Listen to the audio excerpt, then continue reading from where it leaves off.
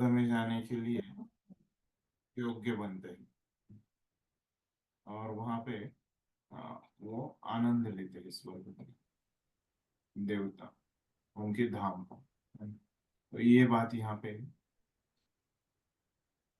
भगवान ने बताई है उनकी, जो देवताओं के पूजक रहते हैं उनके बारे में।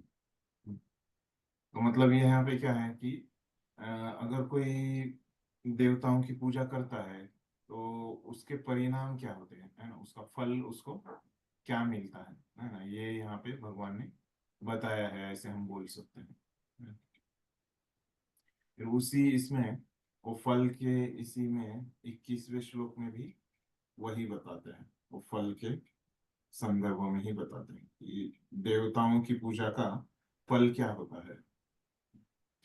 तो क्या बोल रहे श्लोक, ते तं भुक्त्वा स्वर्गलोकं विशालं क्षीणे पुण्ये मर्त्यलोकं विशन्ति एवं त्रयी धर्मम् अणुप्रपन्ना गतागतं काम कामा लभन्ते।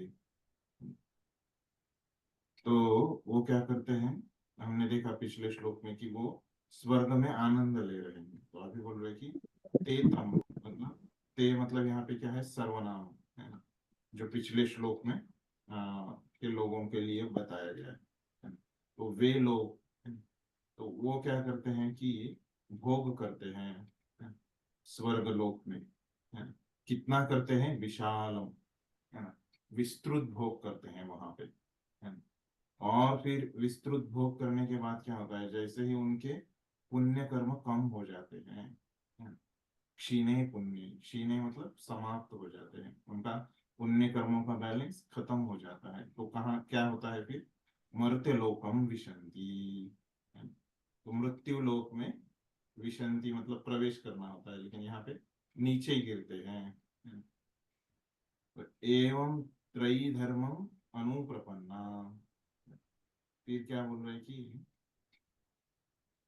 इस प्रकार तीनों वेदों में, है ना, हमने देखा कि त्रिविद्या पिछले श्लोक में जो बोला है ना, तीनों वेदों में सिद्धांतों के अनुप्रपन्ना पालन करने वाले गत आगतम काम कामा, और गत आगतम मतलब क्या बोल रहे कि मृत्यु तथा जन्म को काम कामा इंद्रिय सुख चाहने वाले प्राप्त करते हैं। क्या प्रॉपर ने अर्थ किया, इस प्रकार जो तीनों वेदों के सिद्धांतों में दृढ़ होकर इंद्रिय सुख की गवेषणा करते हुए काम कामा, उन्हें जन्म मृत्यु का चक्र ही मिल पाता है। गत आगतम मतलब तीनों वेदों का वो पालन करते हुए भी, उन्होंने पालन किया था ना, स्वर्ग में, स्वर्ग में जाने के लिए तीन वेद का उन्होंने पालन किया था, है ना, उसमें वो दृढ़ थे।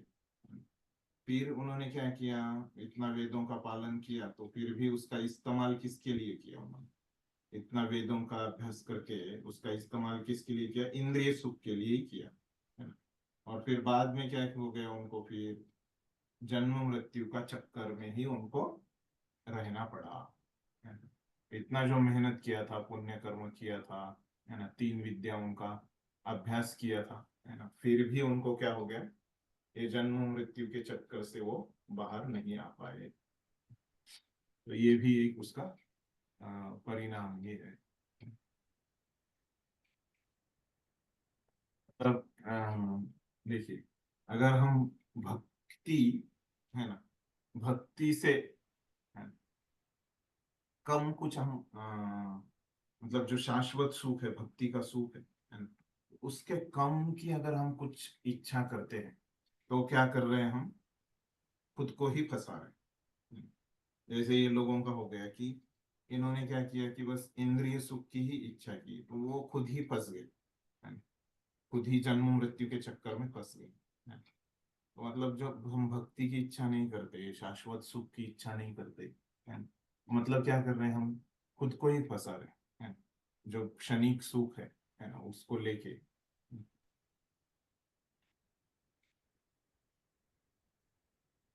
तो लोग लिखते हैं, है ना, ये स्वर्ग के इसमें फोटो के मरने के बाद उनके फोटो के उधर क्या लिखते हैं, स्वर्गवासी वगैरह ऐसे लिखते हैं। लेकिन हम देखते हैं कि क्या है, ये स्वर्ग भी यहाँ पे हम देख रहे हैं कि स्वर्ग में भी रहेंगे वो, है ना, वहां से गिर जाते हैं, है ना, स्वर्ग में कोई रह नहीं पाता वहां पे, पुण्य खत्म हो गए तो गिर जाते हैं। और गिरे भी नहीं, बहुत ज्यादा पुण्य किए, है ना, लेकिन फिर क्या होता है कि स्वर्ग भी क्या होता है, टेम्पररी है ना, वो भी शाश्वत नहीं है। तो स्वर्ग भी, स्वर्ग का भी विनाश होता है। तो ऐसे कि हम हमारे इतने हमने ज्यादा भी पुण्य किया, है ना, तो ऐसे नहीं कि हम स्वर्ग में ही रहने वाले। तो स्वर्ग का भी विनाश होता है। ये हम चीजें यहाँ पे समझ सकते हैं भाषांतर में से। तात्पर्य पढ़िए कोई, क्या बोल रहे हो। जो स्वर्ग लोक प्राप्त करता है उसे दीर्घ जीवन तथा विषय सुख की श्रेष्ठ सुविधाएं प्राप्त होती है। यहाँ सदा नहीं रहने दिया जाता।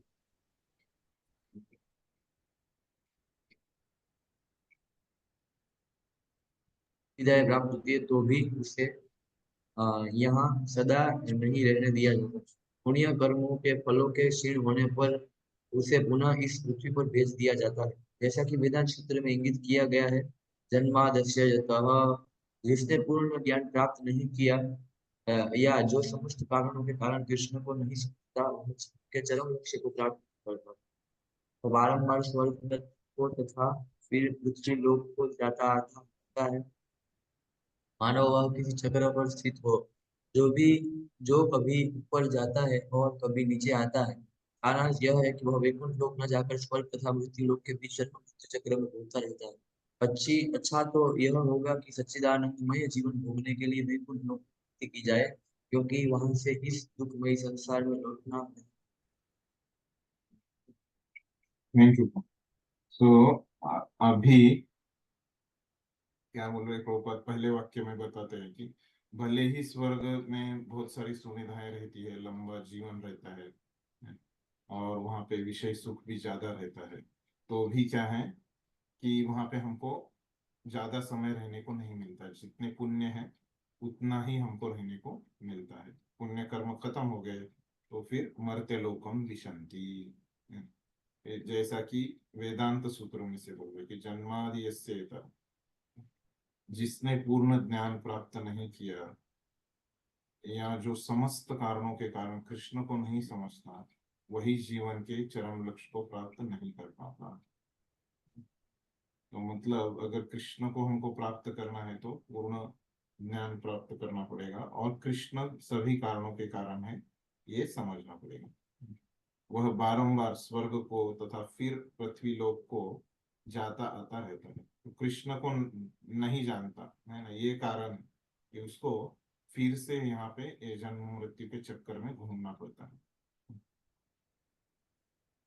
जो कभी ऊपर जाता है कभी नीचे आता है। तो सार यही है कि वैकुंठ लोक न जाकर स्वर्ग तथा मृत्यु लोक के जन्म मृत्यु में वो घूमता रहता है। कौन? जो देवी देवताओं का उपासक है वो।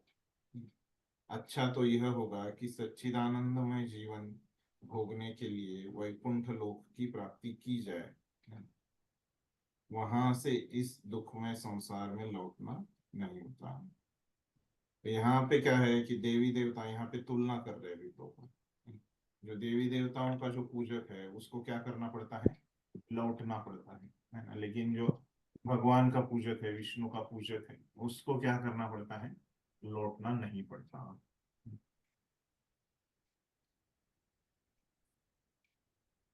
तो यहाँ पे हमको क्या बताया चला कि जो देवी देवता के उपासक है, तो उनकी जरूरतें है ना, उनको जो फल मिलता है ना, वो किस तरह से मिल रहा है, ये हमको ये 20 और 21वें श्लोक में कृष्ण ने बताया कि कैसे वो स्वर्ग में जाते हैं और उनकी कैसी जरूरतें पूरी होती है,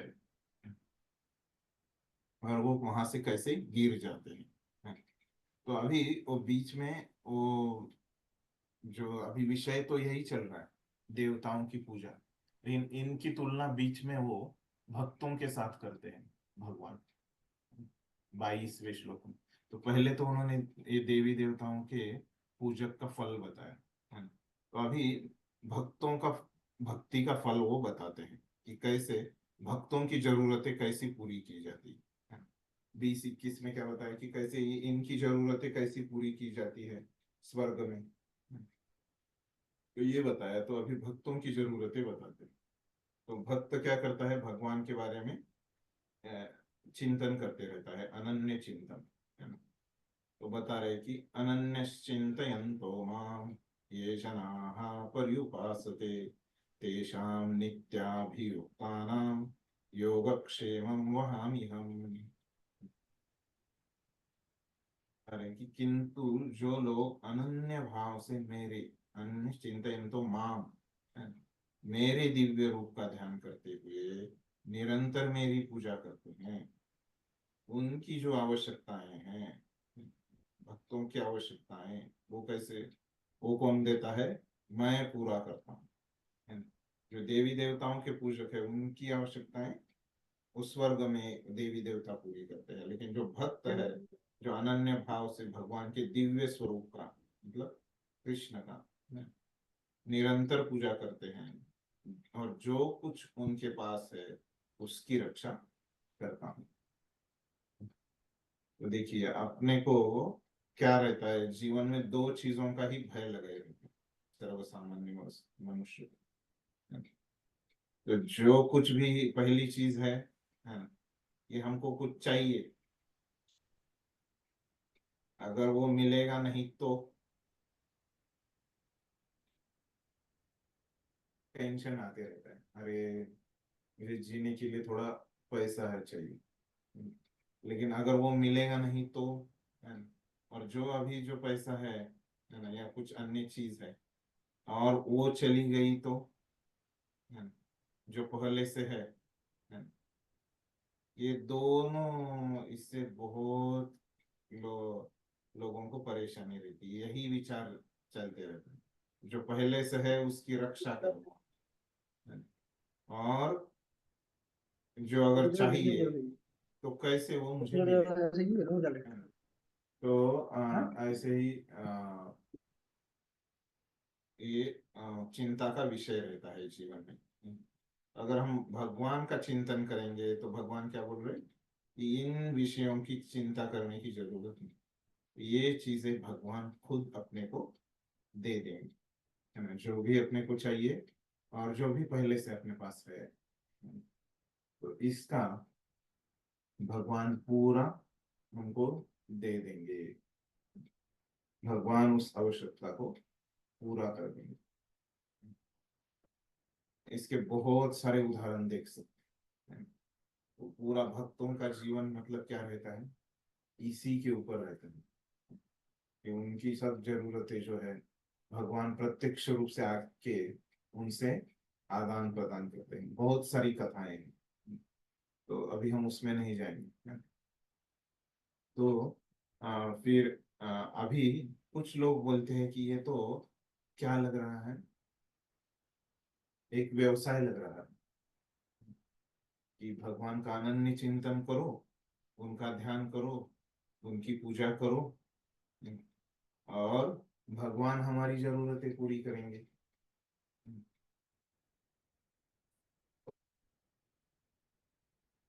तो ऐसे लगता है कि जो ये था योगक्षेम है, तो LIC में भी ऐसे ही होता है। वो लोग बोलते हैं कि योगक्षेम मुहामी हम है। वो लोग भी ऐसे ही बोलते हैं कि आप वो हमारे इधर इंश्योरेंस का पॉलिसी ले लो है, और हम आपका ख्याल रखेंगे है ना, जन्म के बाद भी है ना, हम आपका ख्याल रखेंगे। इस तरह से वो लोग जाहिरात करते हैं है ना। लेकिन वो क्या करेंगे, भौतिक रूप पे थोड़ा सा पैसा देके वो ख्याल रख सकते, लेकिन आध्यात्मिक रूप पे है वो नहीं देख पाएंगे है, जो हमारी जरूरतें है। तो भगवान यहाँ पे, क्योंकि हमारा जो वास्तविक स्वरूप है वो क्या है कि आध्यात्मिक स्वरूप है, तो भगवान यहाँ पे वास्तविक आध्यात्मिक जरूरतें और जो भी हमारा आध्यात्मिक ये क्रेडिट है ना, जो पहले से है, उसकी रक्षा करने की बात कर रहे हैं, जो इस दुनिया में कोई भी नहीं कर सकता भगवान को छोड़ के। फिर और इससे हम क्या समझ सकते हैं कि हाँ, वो बात बता रहा था कि ये जैसे तो LIC का जो उदाहरण दिया था मैंने, है ना? उन्होंने यहाँ से वो वाक्य लिया है ना, योगक्षेमम वहाम्यहम्, ये वाक्य। तो एक व्यवसाय की तरह हमको ये लग सकता है, लेकिन ये एक्चुअल में व्यवसाय नहीं है। तो ये क्या है, एक प्रेम पूर्वक आदान प्रदान है, प्रेम का आदान प्रदान है भक्तों का और भगवान के बीच में, है ना? तो ये हमको जानना आवश्यक है। नहीं तो हमको लग सकता है कि क्या है कि वो व्यवसाय है, मतलब क्या है कि हम किसी को मिलने गए, है ना, तो हम क्या करते हैं, प्रेम पूर्वक उसको समझो प्रसाद देते हैं, है ना? या हमको किसी ने प्रसाद दिया प्रेम पूर्वक, है ना, तो ऐसे है क्या कि हम उससे पैसे मांगते हैं, है ना? पैसे से चाहिए तो उसको मिल जाएगा गोविंदा में, है ना, या अपना जो स्टॉल है मंदिर के उधर। लेकिन हम जब दे रहे हैं या हमको कोई प्रसाद दे रहा है, तो हमारा क्या है, लेकिन बदले में वो भी व्यक्ति क्या करता है, हमने किसी को प्रसाद दिया या हमको किसी ने प्रसाद दिया, तो वो भी व्यक्ति हमको प्रसाद देता है ना?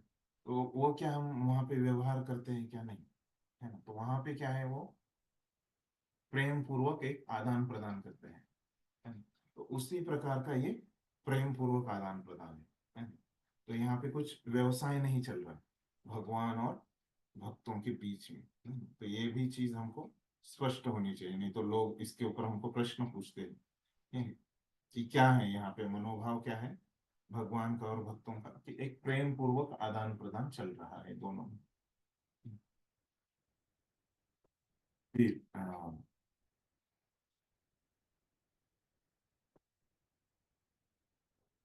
अभी हमको लग सकता है कि ये भगवान का अनन्य चिंतन हम कैसे करें, ये, है ना? तो ये धीरे धीरे अभ्यास से, साधना से हम कर सकते हैं, है ना? तो एक ही शुरू में ही नहीं होगा, है ना? ठीक है। तो तो ये भाषांतर के बारे में कुछ चीजें थी, तो तात्पर्य पढ़ी। जो एक क्षण भी कृष्ण भावना 24 घंटे रहता है और श्रवण कीर्तन स्मरण पाठ सेवन वंदन अर्चन दास्य साख्य भाव तथा आत्मनिवेदन के द्वारा भगवान के चरण सेवा में करता है। ऐसे कार्य शुभ होते हैं और आध्यात्मिक शक्ति से पूर्ण होते हैं, जिससे भक्त को आत्म साक्षात्कार होता है और इसकी यही एकमात्र इच्छा कामना रहती है कि हम भगवान का सानिध्य प्राप्त करें। ऐसा भक्त निश्चित रूप से बिना किसी कठिनाई के भगवान के पास पहुंचता है। यह योग है कहलाता है। ऐसा भक्त भगवत कृपा से इस संसार में प्रकट है। देव का अर्थ है भगवान द्वारा कृपा में संरक्षण। भगवान योग द्वारा पूर्णतया कृष्ण भावना भावित सहायक होते हैं। और जब भक्त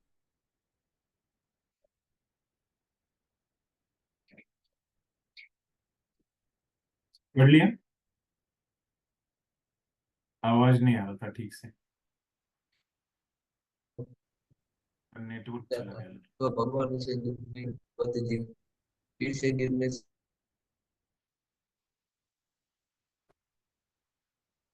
फिर से गिरने से सुनाई दिया अभी, खत्म हो गया हमको, उसकी रक्षा करता। हरे कृष्ण। हाँ, अरे थोड़ी आवाज हाँ, हाँ अभी दे रही है सुनाई, ठीक है। तो थोड़ा इंटरनेट का प्रॉब्लम। हाँ, तो अभी यहाँ पे ये जो तात्पर्य में बोल रहे हैं, तो पहले भक्त के बारे में, है ना, जो एक क्षण भी कृष्ण भावनामृत के बिना नहीं रहता, वो 24 घंटे कृष्ण का चिंतन करते रहते हैं, अनन्य चिंतयंतो, है ना? उसके बारे में वो क्या है अनन्य चिंतयंतो, मतलब वो 24 घंटे चिंतन करता रहता है, वो बताया प्रॉपर। ऐसे कार्य शुभ होते हैं और आध्यात्मिक शक्ति से पूर्ण होते हैं। तो ये जो भक्ति के कार्य है वो शुभ और उसमें आध्यात्मिक शक्ति रहती है।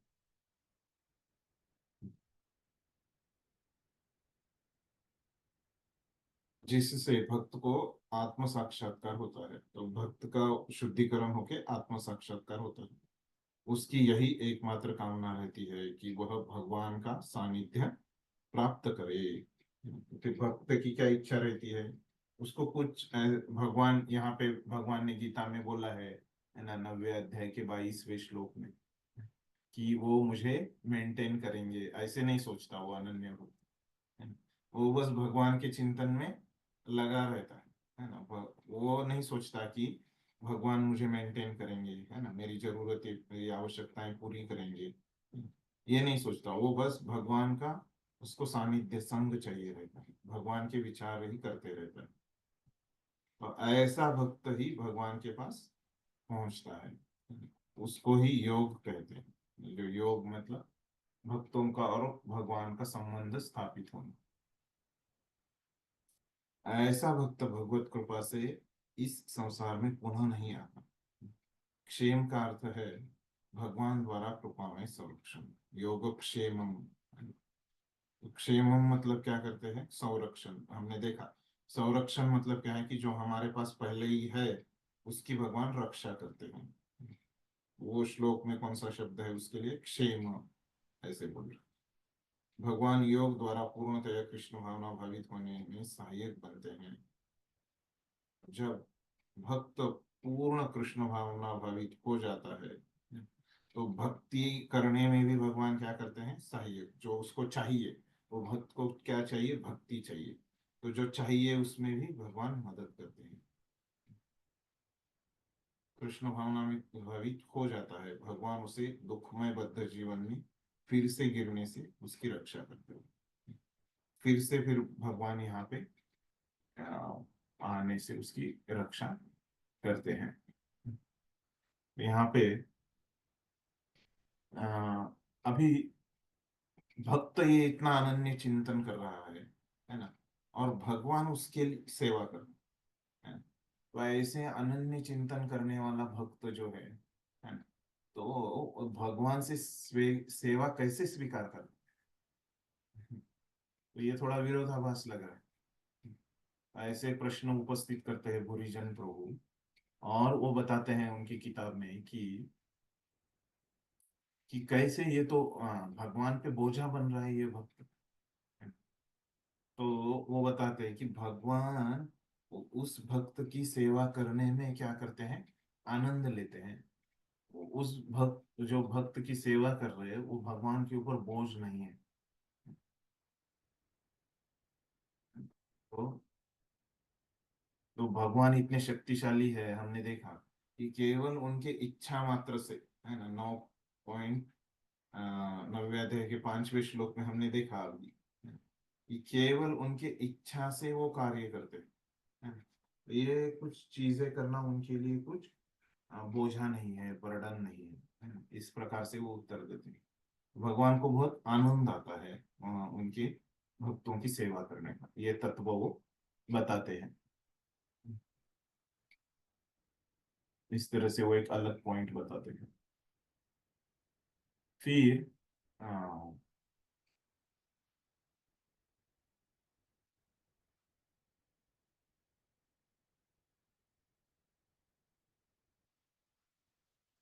तो ये अनन्य शब्द का अर्थ बताते समय विश्वनाथ चक्रवर्ती ठाकुर बताते हैं कि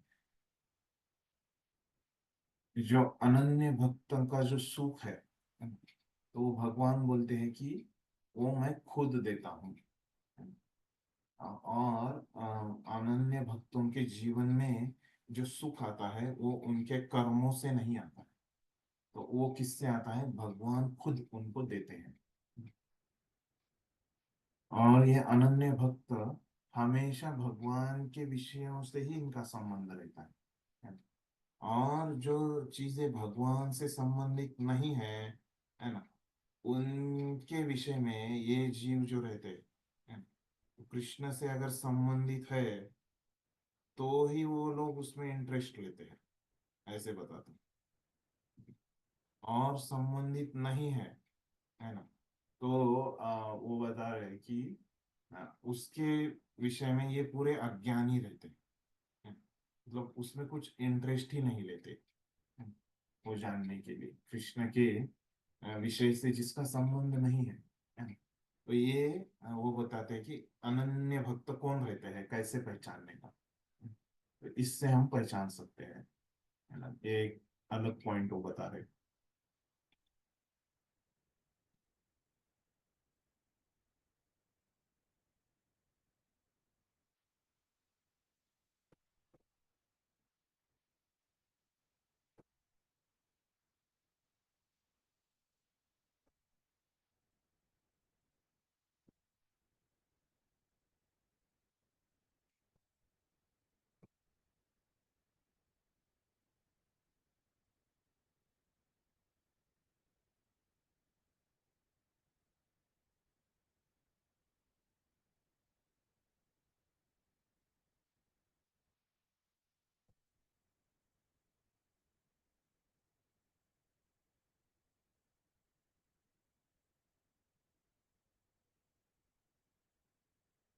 फिर भूरिजन प्रो क्या करते हैं कि एक उदाहरण देते हैं, मतलब एक लीला बताते हैं कि अर्जुन आचार्य की, है ना, आपको आपने सुना होगा वो, कि एक अर्जुन आचार्य नाम के ब्राह्मण होते हैं, और वो गीता पे अपनी टीका लिखते रहते हैं। तो क्या होता है कि उनको लगता है कि यहाँ पे जो बताया है कि योगक्षेमम वहामि अहम, है ना। तो वो क्या करते हैं कि भगवान खुद ऐसे नहीं करते होंगे, ऐसे उनको लगता है, और उनको लगता है कि यहाँ पे गलती है, वहामी अहम। तो ये शब्द कि उनको लगता है कि गलती है ना, ऐसे लगता है। तो वो क्या करते हैं, कट कर देते हैं वहामी, है ना। और वहामी के जगह वो क्या करते हैं, करोमी डाल देते हैं। और फिर ऐसे उनकी टीका में करते हैं, वहामी निकाल के करोमी डाल देते हैं। फिर वो जब नहाने के लिए जाते हैं नदी के ऊपर, दूसरे दिन सुबह सुबह ऐसे करके वो सो जाते, वहामी के जगह करोमी करके सो जाते। फिर दूसरे दिन जब उठ के वो जाते हैं नदी के ऊपर, है ना। तो क्या होता है कि उन भगवान खुद उनका ही रूप लेके उनके घर में आ जाते हैं, है ना। और एक छोटे बच्चे का रूप लेके, है ना। और सॉरी, उनका रूप नहीं लेके आते, है ना, लेकिन एक छोटे बच्चों का रूप लेके आते। फिर उनके घर में पत्नी रहती है उनकी, है ना। फिर वो वहां पे आ जाते हैं वो छोटे बच्चे, है ना, और वो बताते हैं कि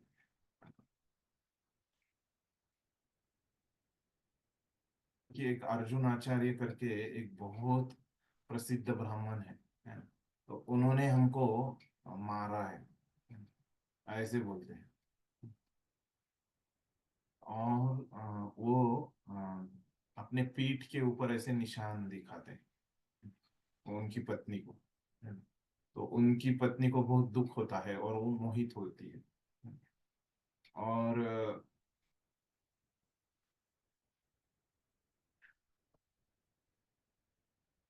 पत्नी बोलती है कि मैं उस अर्जुन आचार्य की अ, पत्नी हूँ। उसको विश्वास ही नहीं होता कि उसके पति ने उनको मारा है। फिर वो क्या करती है कि उनको अ, भोजन बना के खिलाती है ना। आप माफ कर दो करके उनको भोजन बना के खिलाती है। और फिर वो चले जाते हैं, है ना। फिर जब अर्जुनाचार्य वापिस आते हैं, है ना, तो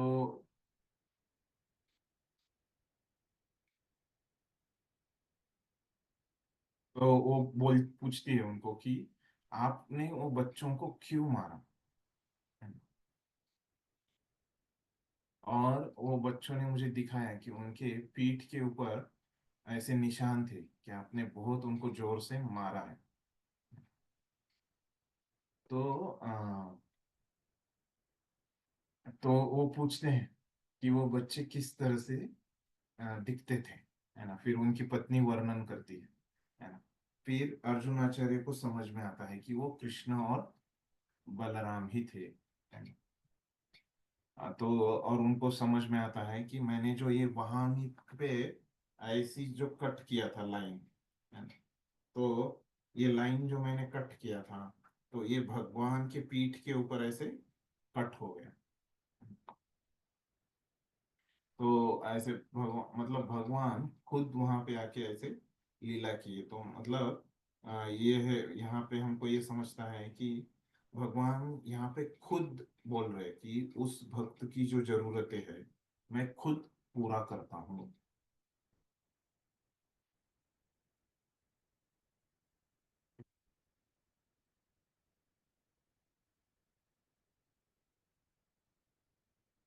तो ये भक्तों की जरूरतें भगवान कैसे खुद पूरी करते हैं, है ना, इसके बारे में।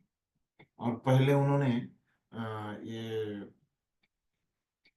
बस देवी देवताओं के उपासकों के बारे में बताया 20-21 में। और अभी 22 में बताया कि भक्तों की जरूरतें वो कैसी पूरी करती हैं। और अभी 23 में और अभी फिर से देवी देवताओं के विषय पे वो चले जाते हैं, है ना। वो क्या बोलते हैं कि ये अपि अन्य देवता भक्ता यजन्ते श्रद्धयान्विता ते अपि मामेव कौन्तेय यजन्ति अविधि पूर्वकम। जो लोग अन्य देवताओं के भक्त हैं और उनकी श्रद्धा पूर्वक पूजा करते हैं, श्रद्धयान्विता, वास्तव में वे भी मेरी ही पूजा करते हैं, है ना। क्यों ऐसे? क्योंकि देवी देवता उनके ही प्रतिनिधि है, किंतु वे यह त्रुटिपूर्ण ढंग से करते हैं। ठीक है, इसमें कुछ गलत नहीं है, क्योंकि ये जो देवी देवताओं की जो पूजा है वो क्या वेदों में बताई गई है ना। ये कुछ गलत नहीं है देवी देवताओं की पूजा करना। लेकिन ये क्या है कि देवी देवताओं की पूजा क्या है, एक जो है कि एक गलत तरीका है, त्रुटिपूर्ण ढंग है ना? अविधि पूर्वकम है ना, सही तरीका नहीं है ना? तो प्रभुपाद समझाते हैं और तात्पर्य में कि क्या रहता है त्रुटिपूर्ण तरीका। तात्पर्य में जानिए।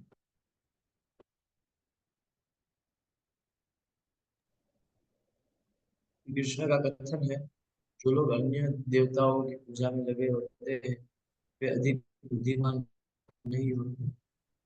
यद्यपि ऐसी पूजा अप्रत्यक्षतः मेरी पूजा है। उदाहरणार्थ, जब कोई मनुष्य वृक्ष की जड़ों में पानी न डालकर उसकी पत्तियों तथा टहनियों में डालता है, तो वह ऐसा इसलिए करता है क्योंकि उसे पर्याप्त ज्ञान नहीं होता या ठीक से पालन नहीं करता। इसी प्रकार शरीर के विभिन्न आमाशय में भोजन की पूर्ति करता है। इसी तरह विभिन्न देवताओं भगवान की सरकार भगवान की सरकार के विभिन्न अधिकारी तथा निर्देशक है। मनुष्य को अधिकारियों या निर्देशकों द्वारा नहीं, सरकार द्वारा निर्मित नियमों का पालन करना होता है। इसी प्रकार हर एक को परमेश्वर की ही पूजा करनी होती है, जिससे भगवान के सारे अधिकारी तथा निर्देशक स्वतः प्रसन्न हुए। अधिकारी तथा निर्देशक तो सरकार के प्रतिनिधि होते हैं, अतः उन्हें देना अवैध है। यहाँ पर इसी को अविधि पूर्वकम कहा गया है। दूसरे शब्दों में कृष्ण अन्य देवताओं की व्यर्थ पूजा का समर्थन करते तो क्या बोल रहे हैं यहाँ पे कि पहले जो बताए हैं कि कैसे वो अप्रत्यक्ष रूप से भगवान की पूजा कर रहे हैं, है ना। तो उसके लिए उदाहरण देते हैं कि वो जड़ों को पानी डालने की जगह शाखाओं को, पत्तियों को, टहलियों को पानी डाल रहे हैं। इस तरह से उनकी पूजा है। फिर तो दूसरा भी उदाहरण देते हैं वो भोजन वाला। तो भोजन पेट में डालने की जगह वो अंगों को खिला रहे हैं, है ना। ऐसे दो उदाहरण देते हैं। फिर इस तरह विभिन्न देवता भगवान की सरकार के विभिन्न अधिकारी तथा निर्देशक है। ये जो देवी देवता भगवान के ही प्रतिनिधि है, अधिकारी। तो फिर प्रभुपाद बोल रहे कि अधिकारी या निर्देशों द्वारा नहीं, अपितु सरकार द्वारा निर्मित नियमों का पालन करना। तो जो देश में नियम बनाते हैं वो अधिकारी बनाता है क्या? नहीं, है ना? तो प्रधानमंत्री सरकार बनाती है। इस प्रकार हर एक को परमेश्वर की पूजा करनी होती है। तो इस तरह से हमको मंत्री मतलब जो देवी देवता है उनके नियमों से चल के कुछ फायदा नहीं है ना, हमको प्रधानमंत्री के सरकार के नियमों से चलना पड़ेगा, है ना? तो वो नियमों का पालन नहीं होता है, तब क्या होता है कि अविधि पूर्वकम होता है। अगर हम सरकार के नियमों का पालन करेंगे तो क्या होता है, अधिकारी अपने आप प्रसन्न हो जाते हैं। तो ये भी बात महत्वपूर्ण है। और अगर हम अधिकारियों को कुछ घूस देने का प्रयास करते हैं, है ना? मतलब डायरेक्टली हम अधिकारियों से संबंध बनाते हैं, तो यहाँ पे अभी लग सकता है कि प्रभुपाद जो बोल उदाहरण में बोल रहे कि अधिकारियों को घूस दे रहे, मतलब क्या है ये? गैर कानूनी है ना? लेकिन देवी देवताओं की पूजा क्या है? ये तो वेदों में बताई गई है, शास्त्रों में बताई गई है ना? तो ये गैर कानूनी नहीं है ना? ऐसे हमको लग सकता है। तो यहाँ पे हमको क्या करना चाहिए, जो प्रभुपाद का वहाँ पे भाव है वो बताने के पीछे, है ना? तो क्या है कि गलत तरीके का इस्तेमाल करते हैं, है ना? तो ये है। तो जो सही तरीका है कि प्रधानमंत्री को या सरकार को सरकार के साथ संबंध बनाना, है ना? वो तरीका छोड़ के, है ना, यहाँ पे क्या कर रहे हैं वो, अधिकारियों के साथ संबंध बनाना, तो ये गलत है। तो वो बोलते हैं कि उसी प्रकार से, है ना? तो ये जो देवी देवताओं के साथ उनकी पूजा करने से अच्छा है कि हम भगवान की पूजा में लगे रहे, है ना? इस प्रकार से भगवान बता रहे हैं। तो इस प्रकार से इस तात्पर्य में प्रभुपाद ने 3 उदाहरण दिए हैं बस, है ना? तो पहला जो है पेड़ों का और उनकी मूलों का, शाखाओं का, है ना? फिर शरीर का और पेट का और अन्य अवयवों का, है ना? और फिर बाद में अधिकारी और सरकार का। ऐसे 3 उदाहरण दिए हैं तात्पर्य में। फिर आचार्यों से हम देखते हैं कुछ उन्होंने अलग से बोला है क्या कि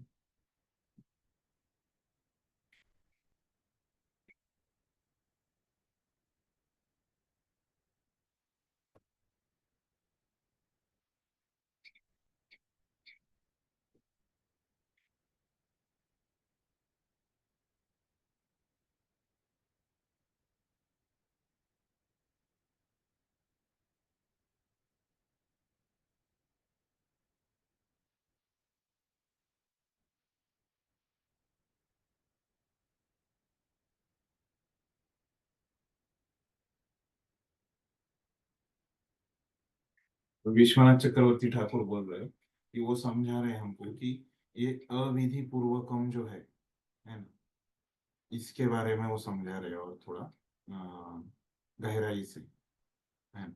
तो वो क्या?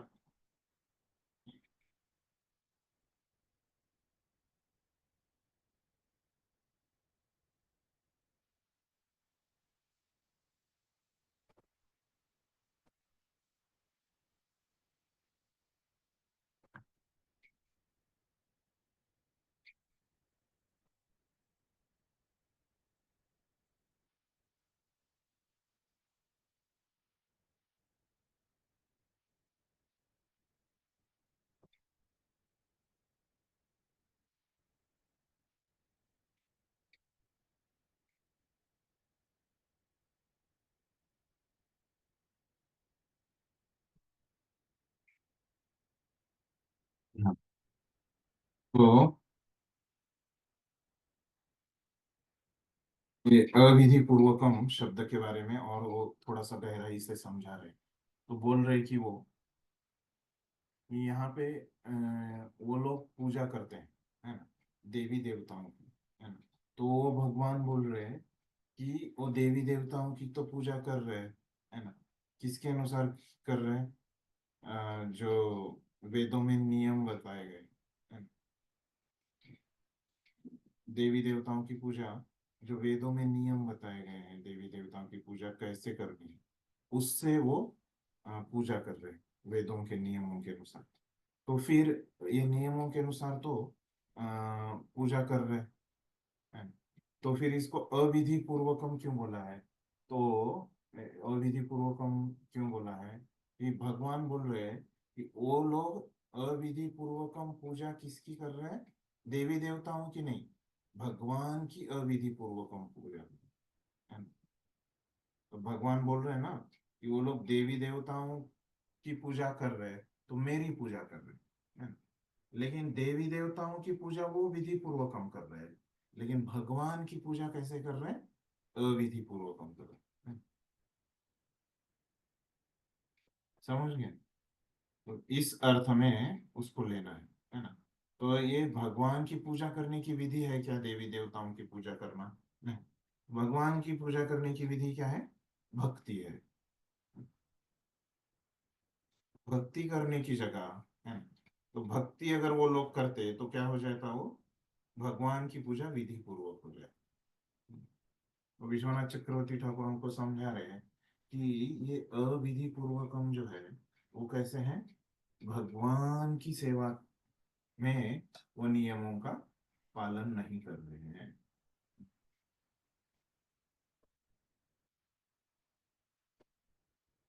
अगर फिर इसके आगे बलदेव विद्याभूषण इसमें ऐड करते हैं, तो वो बताते हैं कि अगर वो भगवान की पूजा नियमों के साथ करते, यानी कि क्या करते, भक्ति करते, तो क्या हो जाता? वो फिर से इस दुनिया में उनको आने की जरूरत नहीं पड़ती, है ना। वो तो भगवान के धाम चले जाते। इस प्रकार से ये पॉइंट वो बताते हैं, है ना, कि अविधि पूर्वकम शब्द ये किसके संबंध में है? भगवान के संबंध में, देवी देवताओं के संबंध में नहीं। और भगवान के संबंध में अगर वो नियमों से पूजा करते तो कहाँ वो चले जाते? भगवत धाम चले जाते, इस दुनिया में वो आते नहीं। ठीक है। तो अभी यहाँ तक अभी हम पहुंचे। फिर अभी ये जो लोग हैं देवी देवताओं की पूजा करते हैं, तो इनके साथ क्या होता है, उनको क्या फल होता है, मिलता है?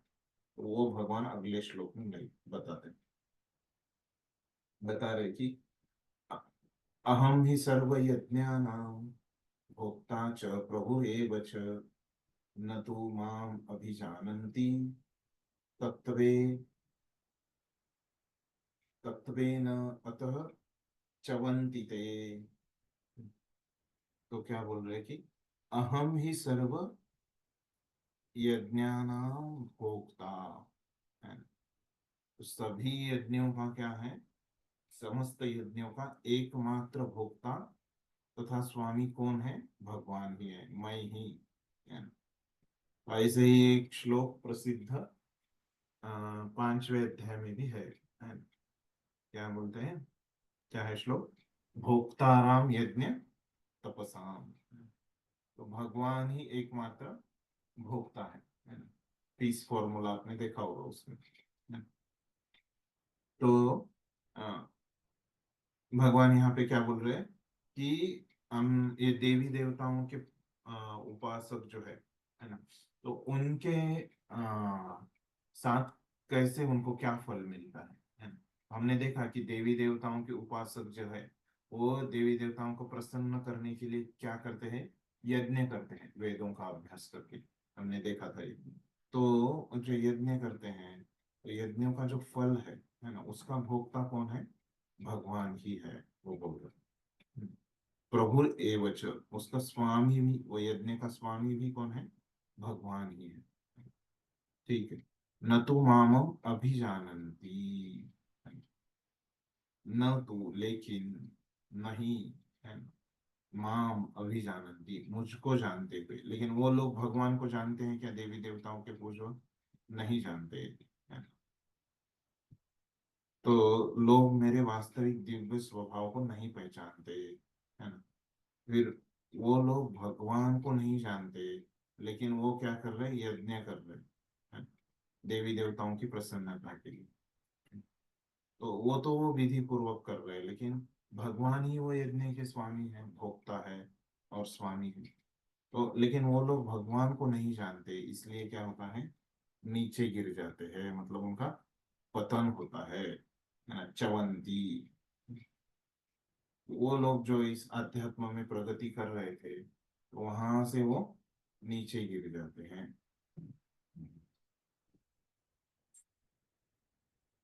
ये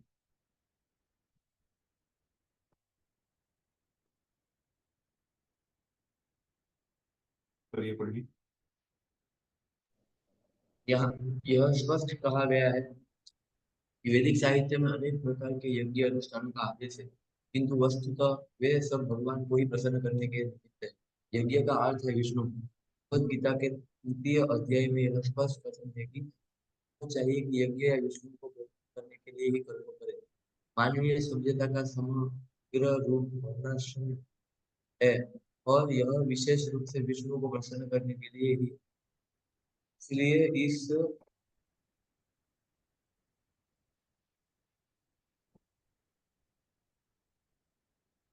श्लोक में कृष्ण कहते हैं, मैं समस्त यज्ञों का भोक्ता हूँ क्योंकि मैं परम प्रभु हूँ।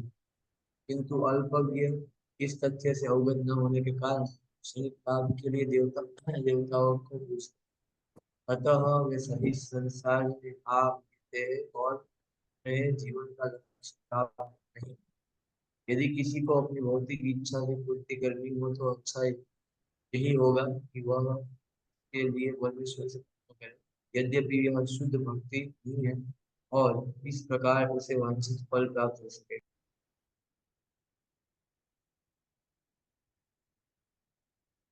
तो अभी देखिए तात्पर्य में क्या समझा रहे हैं प्रभुपाद।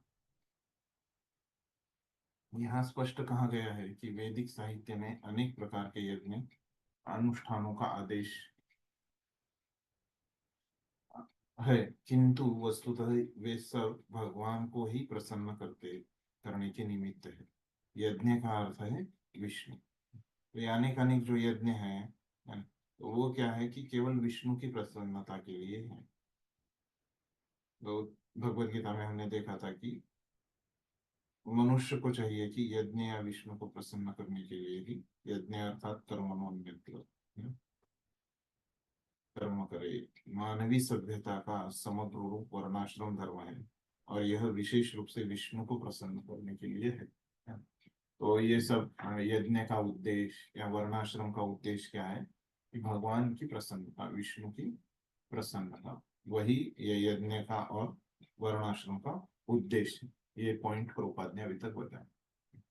फिर बाद में वो बता रहे कि कैसे अ, किंतु भगवान तो है प्रभु, किंतु अल्पज्ञ इस तथ्य से अवगत न होने के कारण क्षणिक लाभ के लिए देवी देवताओं को पूछ रहे हैं।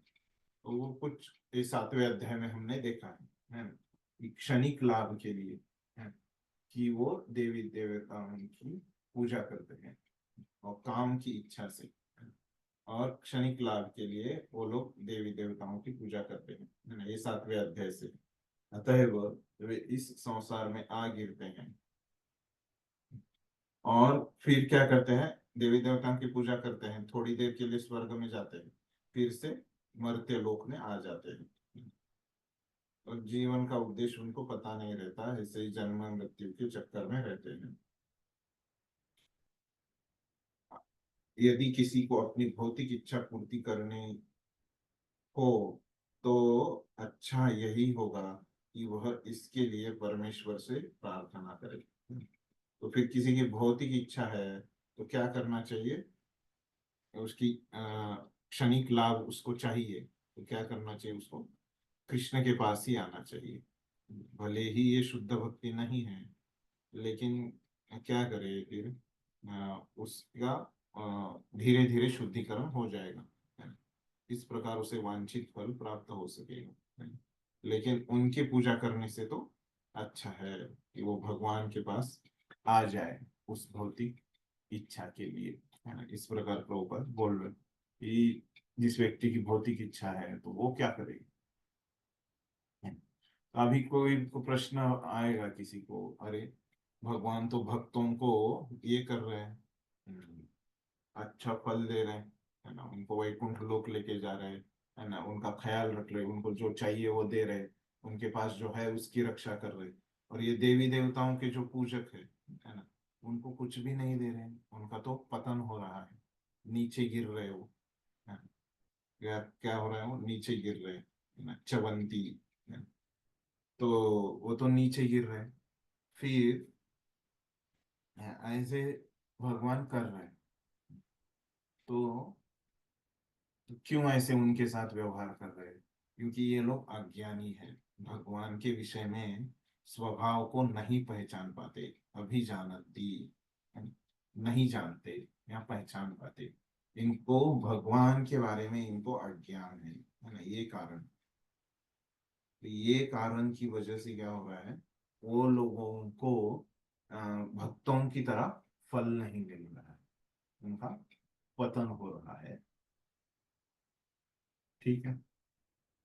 और इसमें विश्वनाथ चक्रवर्ती ठाकुर एक बात बताते हैं कि अगर ये लोग भगवान का ये ज्ञान होता उनको, है ना, यहाँ पे तो अज्ञान है, इसलिए उनका पतन हो रहा है भगवान के बारे में।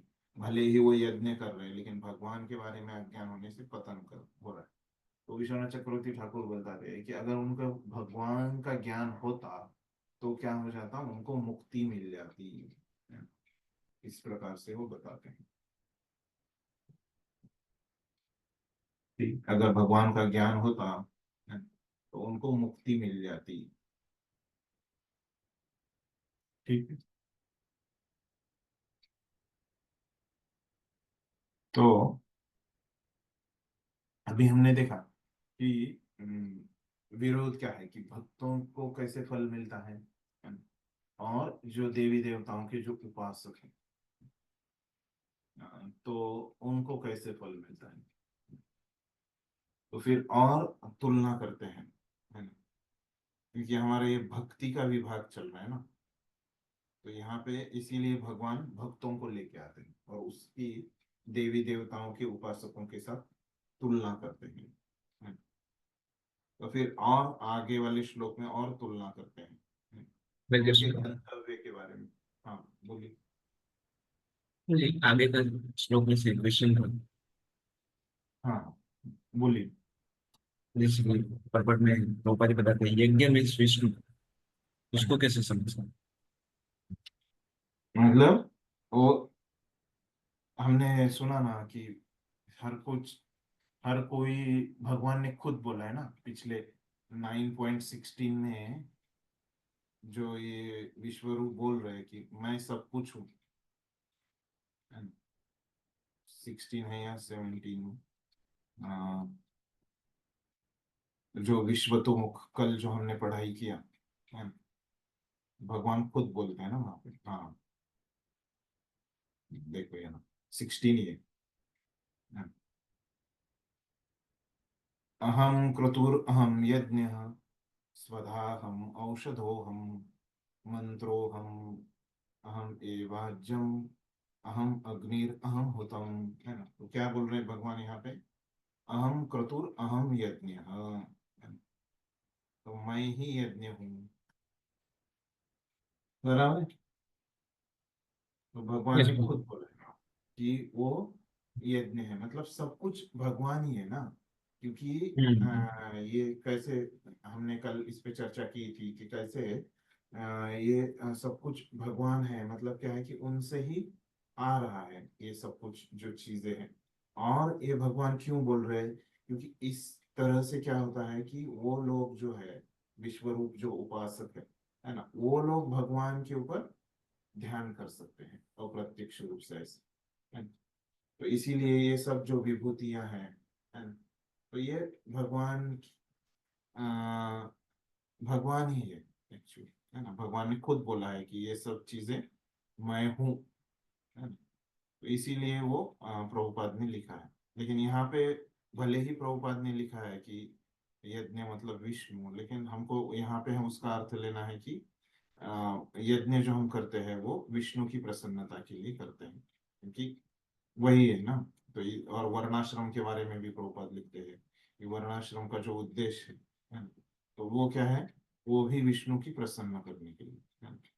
और उसका शब्दशः भी अर्थ लिया हमने कि यज्ञ मतलब विष्णु, तो गलत नहीं है, क्योंकि 16वें श्लोक में भगवान ने खुद बोला है कि मैं यज्ञ हूँ। ऐसे दोनों तरीके से हम उसको समझ सकते हैं। यस। हाँ, 25वां श्लोक चल रहा था। तो अभी हमने देखा कि कैसे भगवान ने जो भक्तों का फल मिल रहा है उनको, है ना, भक्तों को जो फल मिल रहा है ना, और जो देवी देवताओं के उपासकों को जो फल मिल रहा है उसकी तुलना की। अभी यहाँ पे क्या करते हैं कि उनका जो गंतव्य है, डेस्टिनेशन है, उसकी तुलना कर रहे हैं, है ना। क्या बोल रहे हैं कि, एक मिनट, हाँ लोड हो जाएगा।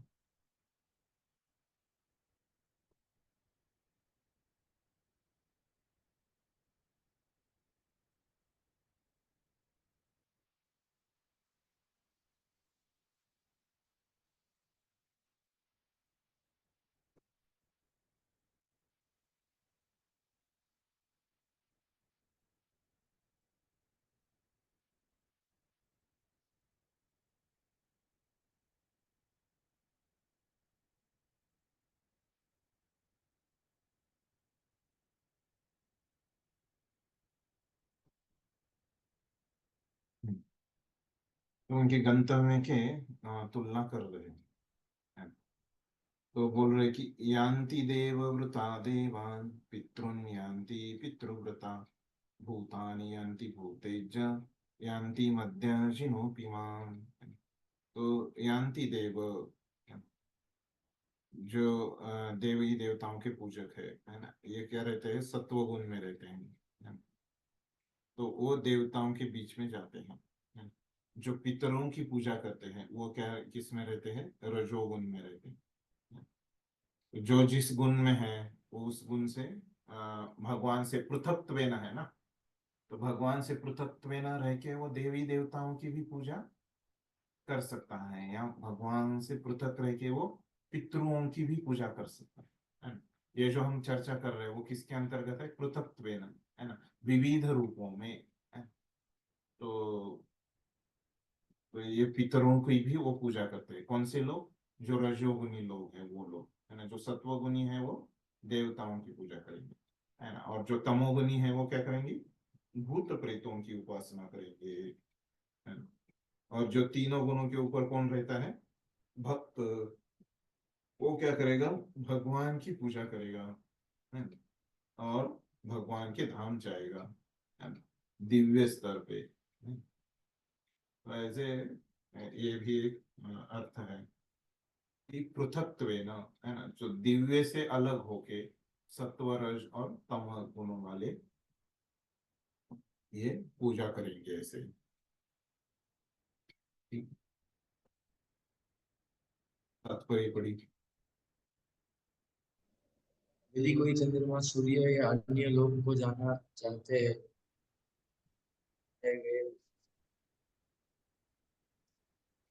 इनका विशद वर्णन कर्मकांड अंश 10 वर्ण मासी में हुआ, जिसमें विभिन्न लोक देवताओं के लिए विशिष्ट पूजा का इसी प्रकार विशिष्ट यज्ञ करके पितृलोक प्राप्त किया जा सकता है।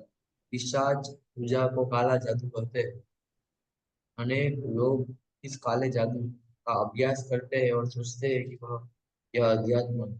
किंतु ऐसे कार्यकलाप नितांत भौतिकतावादी। इसी तरह शुद्ध भक्त केवल भगवान की पूजा करके निसंदेह वैकुंठ लोक की प्राप्ति करता है। इस श्लोक के माध्यम से यह समझना सुगम है कि जब देवताओं की पूजा करके कोई स्वर्ग प्राप्त कर सकता है, तो फिर शुद्ध भक्त कृष्ण या विष्णु के लोक क्यों नहीं प्राप्त कर सकते। दुर्भाग्यवश अनेक लोगों को कृष्ण के लोगों की सूचना नहीं है, अतः न जानने के कारण वे नीचे गिर जाते हैं। यहाँ तक निर्विशेषवादी भी ब्रह्म ज्योति से गिरते हैं। इसीलिए कृष्ण भावनामृत आंदोलन इस दिव्य को से मानव समाज में विकसित करता है। केवल हरे कृष्ण मंत्र के जप से ही सिद्ध हो सकता है भगवत धाम।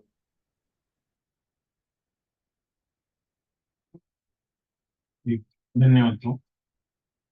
तो अभी प्रभुपाद ने यहाँ पे क्या बताया कि यदि कोई चंद्रमा, सूर्य या अन्य लोगों को जानना चाहता है तो वह अपने गंतव्य को बताए गए विशिष्ट वैदिक नियमों का पालन करके प्राप्त कर सकता है। अगर कोई ये देवताओं के लोक पे जाना जा सकता है तो जा सकता है, लेकिन उसको क्या करना पड़ेगा? बेटे की न एस्ट्रोनॉमी ऐसे नहीं करना, नासा में ज्वाइन नहीं करना पड़ेगा, है ना। उसको कहाँ जाना पड़ेगा? जो विशिष्ट वैदिक नियमों, वेद पढ़ के उसके नियमों का पालन करना। तो इनका विशद वर्णन वेदों के कर्मकांड अंश दर्श पूर्णिमासी में हुआ है। तो ये वेदों में कहाँ बताया है कि कैसे उधर जाने का, ये भी बताया प्रभुपाद ने।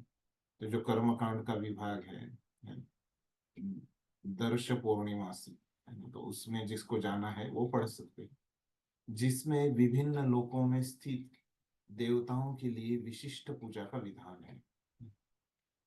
तो उधर बताया गया है वेदों में। इसी प्रकार विशिष्ट यज्ञ करके पितृलोक प्राप्त किया जा सकता है। तो पितृलोक के लिए भी एक विशिष्ट पद्धति है, यज्ञ है ना। फिर पूजा भूतों का काला जादू कहते हैं, है ना, ब्लैक मैजिक हम बोलते हैं। अनेक लोग इस काले जादू का अभ्यास करते हैं और सोचते हैं कि यह आध्यात्म है, किंतु ऐसे कार्यकलाप नितांत भौतिकवादी है। इस तरह शुद्ध भक्त केवल भगवान की पूजा करके निसंदेह वैकुंठ लोक तथा विष्णु लोक की प्राप्ति करता है ना। तो ये श्लोक में जो है वही यहाँ तक प्रभुपाद ने बताया। इस श्लोक के माध्यम से यह समझना सुगम है कि जब देवताओं की पूजा करके कोई स्वर्ग प्राप्त कर सकता है तो फिर शुद्ध भक्त कृष्ण या विष्णु के लोक क्यों नहीं प्राप्त कर सकता। हमको कुछ डाउट नहीं होना चाहिए कि हम विष्णु लोक जा सकते हैं। दुर्भाग्यवश अनेक लोगों को कृष्ण तथा विष्णु की दिव्य लोगों की सूचना नहीं है, लेकिन इस दुनिया में लोगों को पता नहीं है, अज्ञान है ना। भगवान ने भी बताया कि वो तो उन देवी देवताओं के बारे में उनको पता है, लेकिन उनके बारे में उनको अज्ञान है, पिछले श्लोक में बोला। यहाँ तक निर्विशेषवादी भी ब्रह्म ज्योति से वो भी गिरते हैं, जैसे ये देवी देवताओं के उपासक गिर रहे हैं, है ना, मर्त्य लोक में। इसलिए कृष्ण भावनामृत आंदोलन इस दिव्य सूचना को, तो इसलिए हम क्या करते हैं, प्रचार करते हैं। पूरे मानव समाज में हम बताना चाहते हैं कि आप कृष्ण को जानो, है। और वो जानने के लिए हम हरे कृष्ण महामंत्र का जब से वो सिद्धि प्राप्त कर सकता है, पूर्णत्व प्राप्त कर सकता है व्यक्ति, और भगवान के धाम जा सकता है। इस तरह से प्रभुपाद बताते हैं। फिर यहाँ पे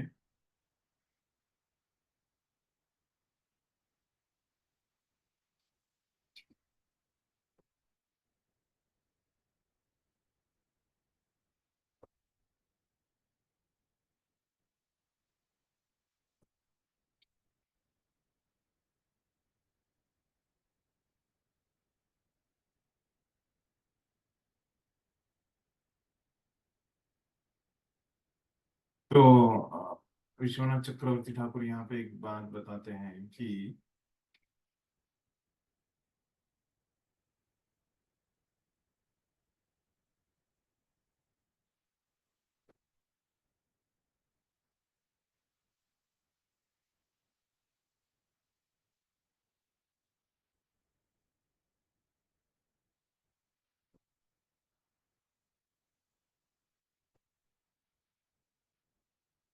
तो ये जो भक्त है ना, देवी देवताओं के ग्रह कैसे रहते हैं। वो देवी देवताओं के पास भी गए तो वो भी क्या रहते हैं, देवी देवताओं के ग्रह जो है वो भी नष्ट होते हैं, है ना, कुछ समय के बाद, है ना, नष्ट होने वाले हैं। लेकिन एक कॉमन सेंस की बात है।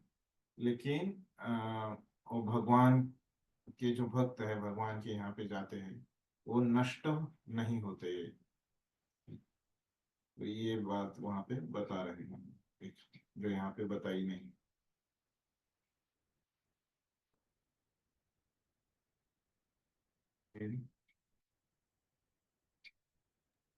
हरे कृष्ण। एक सॉरी, एक गैस। हाँ बोलिए।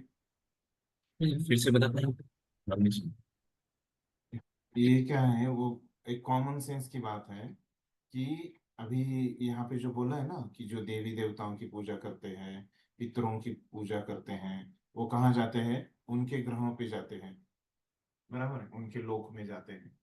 लेकिन उनके लोक कैसे रहते हैं? देवी देवताओं का जो लोक है वो भी कुछ समय के बाद नष्ट होता है ना, वो नष्ट होता है। लेकिन भगवान का धाम कभी नष्ट होता है क्या? नहीं होता। वही बोल रहे कि तो इसीलिए भक्त जो है वो शाश्वत जीवन प्राप्त करता है जब वो। लेकिन ये जो है देवी देवताओं के उपासक, उनका कैसे रहता है? टेम्पररी ही रहता है, कुछ समय के लिए ही वो उनके लोक में रह पाते हैं। तो ये एक जो फर्क है दोनों में, वो बता रहे हैं विश्वनाथ चक्रवर्ती ठाकुर। समझ गए?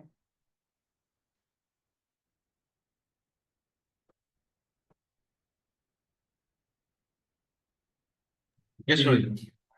हाँ, यहाँ पे स्पष्ट होता है कि बहुत सारे लोग होते हैं कि वो बोलते रहते हैं कि कोई भी मार्ग का आप पालन करो, लेकिन आपको क्या हो जाएगा? समान गंतव्य मिल जाएगा, है ना? इस श्लोक में हमको स्पष्ट हो जाता है कि जिस मार्ग पे आप चल रहे हैं, है ना, हर एक मार्ग का गंतव्य कैसे रहता है? अलग अलग रहता है। ऐसे नहीं कि सभी मार्ग एक ही जगह पे जाते हैं, ऐसे नहीं रहता, है ना? सभी मार्ग एक ही पॉइंट पे जाते हैं, ऐसे नहीं होता। अलग अलग जो मार्ग हैं वो अलग अलग उसका गंतव्य है। ये भी हम समझ सकते हैं इस श्लोक से। ठीक है। हरे कृष्ण।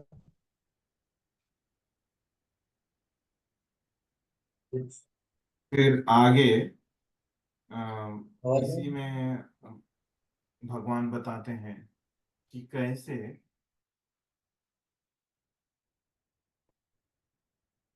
ये जो फर्क कर रहे हैं भगवान अभी देवी देवताओं का और भक्ति का, है ना? तो अभी पहले उन्होंने क्या किया? ये देवी देवताओं के वो कैसे उपासना करते हैं, है ना? फिर भक्त लोग कैसे उपासना करते हैं? भक्त लोग अनन्यश्चिंतयन्तो माम करते हैं, ये लोग यज्ञ तीन विद्या सीखते हैं, ये बताया उन्होंने, ये फर्क किया। फिर उन्होंने क्या बताया कि कैसे भक्तों को कैसे भगवान देते हैं उनकी आवश्यकता है, फिर इनको क्या क्या भगवान देते हैं, ये बताया। फिर क्या बताया कि भक्तों का गंतव्य क्या रहता है, ये बताया। फिर ये देवी देवताओं का गंतव्य क्या रहता है, उसी श्लोक में बताया।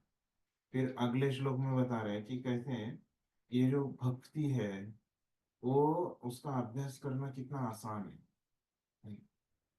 तो जितना कि देवी देवताओं की पूजा करना मुश्किल है वो, है, लेकिन भक्ति करना बहुत आसान है, जैसे भगवान बताते हैं।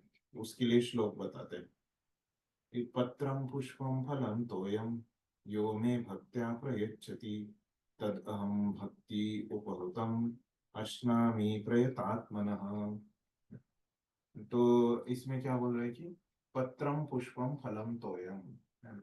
तो मतलब तुम मुझे एक पत्ता, है ना, तो पत्रम एक फल, है ना, या एक पुष्प और पानी दे के भी भक्ति कर सकते हो, है ना? ये कैसे तुमको देना है? भक्ति के साथ देना है ना? तो अगर किसी के पास भक्ति नहीं है ना, तो अगले श्लोक में बताते हैं कि कैसे उसको देना है। तो अगर ये भक्ति के साथ अगर कोई देता है पत्र पुष्पम फलम तो है, तो भगवान उसको स्वीकार करते हैं। इतनी सरल विधि है। तो यहाँ पे ये श्लोक का विषय क्या है कि भक्ति में जो हम भगवान को अर्पण करते हैं, है ना, वो कितना सरल चाहिए भगवान को, भगवान की अपेक्षा जो है एकदम उनको सरल चीजें चाहिए। और ये भक्ति भी एकदम सरल है, ये बात है ये श्लोक का मुख्य विषय। ये सरलता दिखाना, जो भगवान को हम भोग लगा रहे हैं उसकी सरलता दिखाना।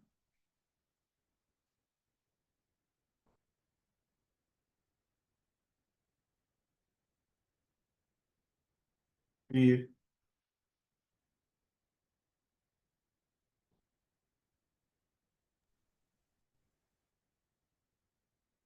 कृष्ण की जो पूजा है वो बहुत सरल है। हम इसके लिए एक उदाहरण है, प्रसिद्ध उदाहरण कौन सा, भगवान क्या करते हैं, दुर्योधन के जो 56 भोग है वो नहीं स्वीकार करते, लेकिन विदुर के घर पे क्या करते हैं, केले के छिलका खा लेते हैं, है ना? तो वो क्या है, फल, है ना? और पत्र, पत्र में क्या हो जाता है, एक तुलसी का जो पत्ता है ना, जो भगवान का क्या हो रहा था, तुला हो रहा था, है ना? तो एक तुलसी के पत्ते से वो क्या हो जाते हैं, उनके वजन के बराबर वो हो जाता है, एक तुलसी के पत्ते की वजह से वो तुला, है ना? ये पत्र का उदाहरण हम देखते हैं, है ना? और पुष्प के लिए क्या देखते हैं, कि गजेंद्र हाँ, गजेंद्र को ही गजेंद्र उदाहरण देखते हैं, है ना? गजेंद्र ने कैसे एक फूल अर्पण किया भगवान, और कैसे सुदामा ने भी कैसे उनको एक बहुत एकदम सरल एक पोहा, सूखा पोहा, है ना, देके भी संतुष्ट किया था, है ना? तो वहां पे भी हम सुदामा ने जो भगवान को अर्पण किया था, तो वहां पे भी हम क्या देखते हैं कि सरलता देखते हैं, है ना? जो भी भगवान को अर्पण किया जाता है ना, उसमें भगवान को भक्ति चाहिए रहती है ना? भगवान तो जो भी अर्पण करते हैं भक्त, है ना, उसको तो वो वापिस कर देते हैं, है ना? भक्ति को ही स्वीकार कर लेते हैं, है ना? किसी को प्रश्न आता है तो कृष्ण तो बोल रहे हैं, लेकिन हम तो कृष्ण को अर्पित नहीं कर पाते, तो क्या करना चाहिए फिर हम, क्योंकि कृष्ण तो हमारे सामने है ही नहीं। ये कृष्ण बोल रहे भक्ति करना है तो पत्रम पुष्पम फलम तो यो मे भक्त्या प्रयच्छति तद हम भक्ति व्रतम अश्नामि प्रयतात्मना। तो मुझे ये अर्पण करो, तो कैसे आप अर्पण करेंगे कृष्ण को अभी यहाँ से,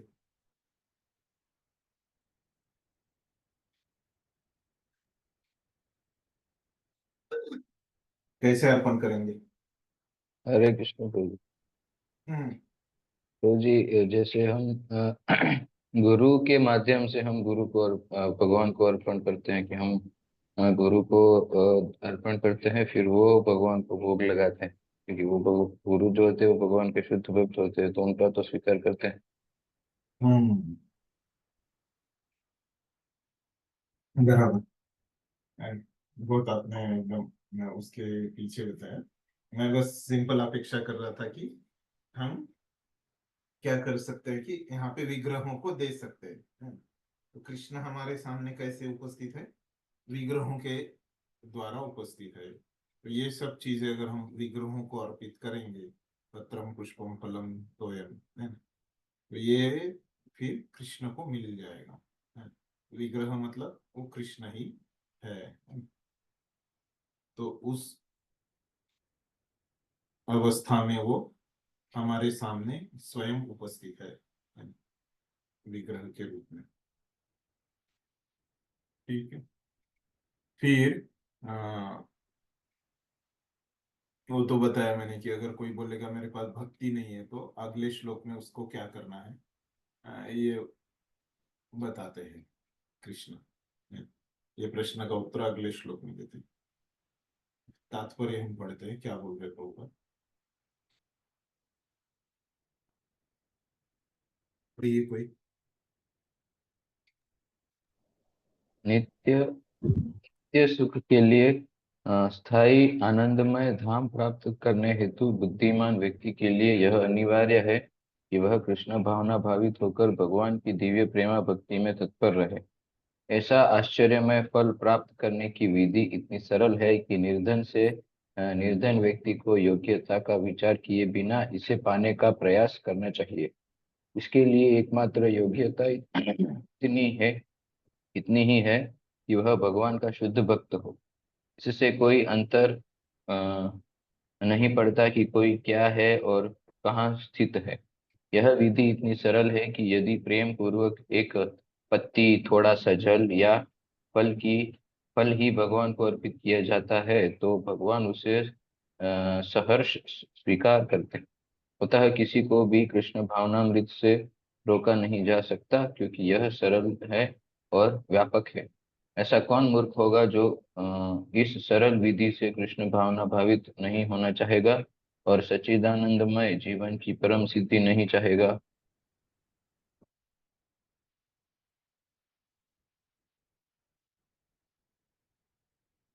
ठीक है। बड़ा है तात्पर्य, वो एक परिचय भी हम देखते हैं। तो यहाँ पे क्या बताया कि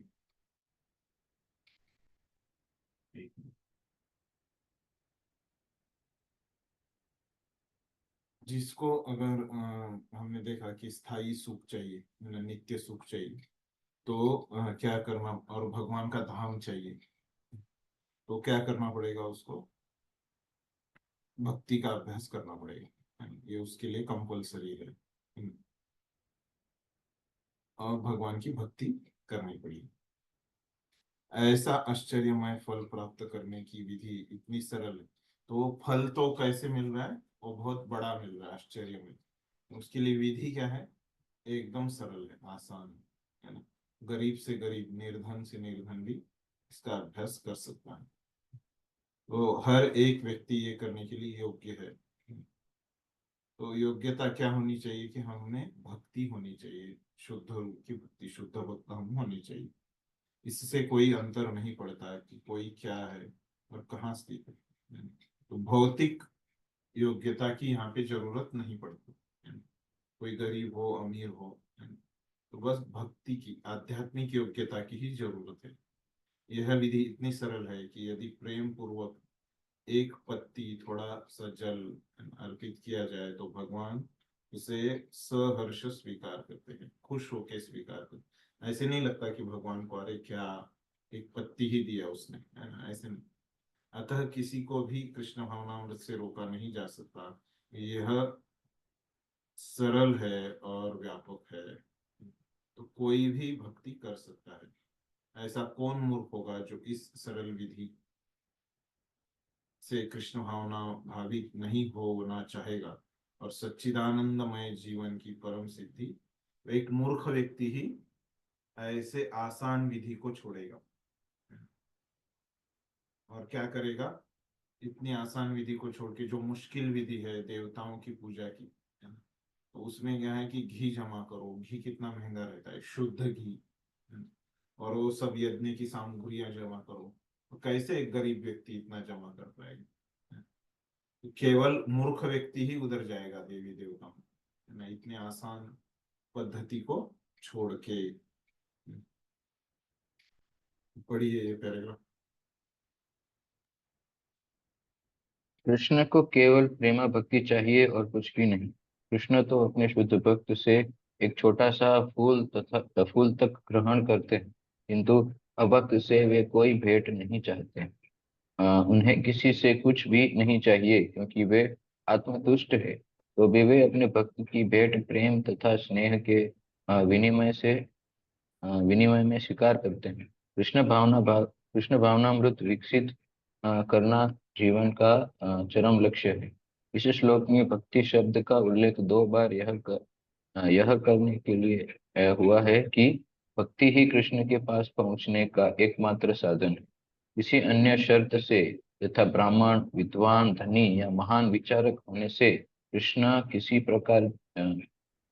प्रकार की भेंट लेने को तैयार नहीं होते। भक्ति ही मूल सिद्धांत है, जिसके बिना वे किसी से कुछ भी लेने के लिए प्रेरित नहीं किए जा सकते। भक्ति कभी हेतु की नहीं होती। यह शाश्वत विधि है। यह पर ब्रह्म की सेवा में प्रत्यक्ष कर्म है।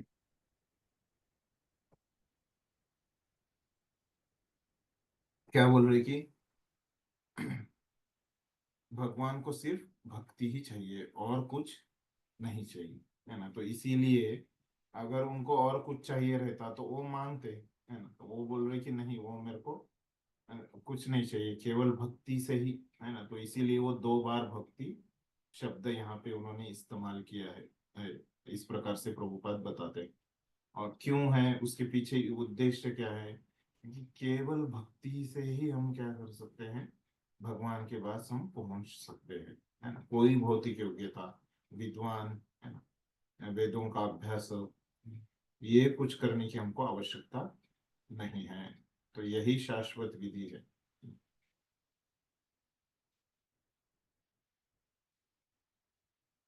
ये बड़ी यह बतला कर कि वे ही एकमात्र भोक्ता, आदि स्वामी और समस्त यज्ञ भेंटों के वास्तविक लक्ष्य है। अब भगवान कृष्ण यह बताते हैं कि वे किस प्रकार भेंट पसंद करते हैं। यदि कोई शुद्ध होने तथा जीवन के लक्ष्य तक पहुंचने के उद्देश्य से भगवत भक्ति करना चाहता है, तो उसे चाहिए कि वह पता करे कि भगवान उससे क्या चाहते हैं। कृष्ण से प्रेम करने वाला उन्हें उनकी इच्छित वस्तु देगा और कोई ऐसी वस्तु भेंट नहीं करेगा जिसकी उन्हें इच्छा न हो या उन्होंने न मांगी हो। इस प्रकार कृष्ण को मांस, मछली या अंडे भेंट नहीं किए जाने चाहिए।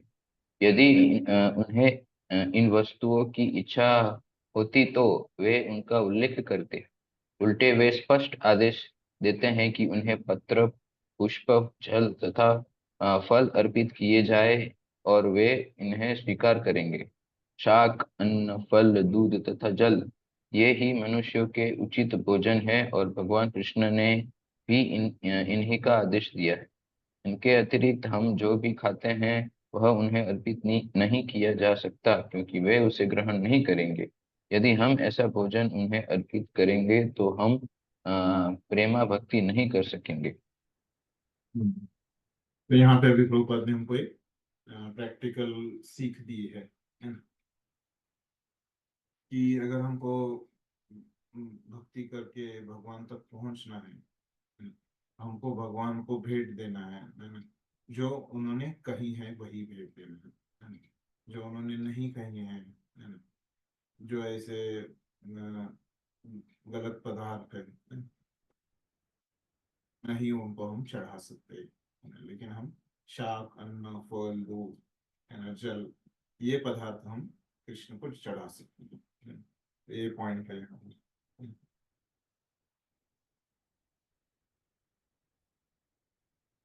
बोलिए। तृतीय अध्याय के 13वें श्लोक में श्री कृष्ण बताते हैं कि यज्ञ का उच्छिष्ट ही शुद्ध होता है। अतः जो लोग जीवन की प्रगति करने तथा भव बंधन से मुक्त होने के इच्छुक हैं, उन्हें इसी को खाना चाहिए। उसी श्लोक में वे यह भी बताते हैं कि जो लोग अपने भोजन को अर्पित नहीं करते, वे पाप भक्षण करते हैं। दूसरे शब्दों में उनका प्रत्येक कौर इस संसार की जटिलताओं में उन्हें बांधने वाला है। अच्छा सरल शाकाहारी भोजन बनाकर उसे भगवान कृष्ण के चित्र या उसका विग्रह के समक्ष अर्पित करके तथा नतमस्तक होकर इस तुच्छ भेंट को स्वीकार करने की प्रार्थना करने से मनुष्य अपने जीवन में निरंतर प्रगति करता है। उसका शरीर शुद्ध होता है और मस्तिष्क से श्रेष्ठ तंतु उत्पन्न होते हैं, जिससे शुद्ध चिंतन हो पाता है। सबसे बड़ी बात तो यह है कि वह समर्पण अ, अत्यंत प्रेम पूर्वक करना चाहिए। कृष्ण को किसी तरह के भोजन की आवश्यकता नहीं रहती, क्योंकि उनके पास सब कुछ है। किंतु यदि कोई उन्हें इस प्रकार प्रसन्न करना चाहता है, तो वे इस भेंट को स्वीकार करते हैं। भोजन बनाने, सेवा करने तथा भेंट करने में जो सबसे मुख्य बात रहती है वह है कृष्ण के प्रेम वश कर्म करना।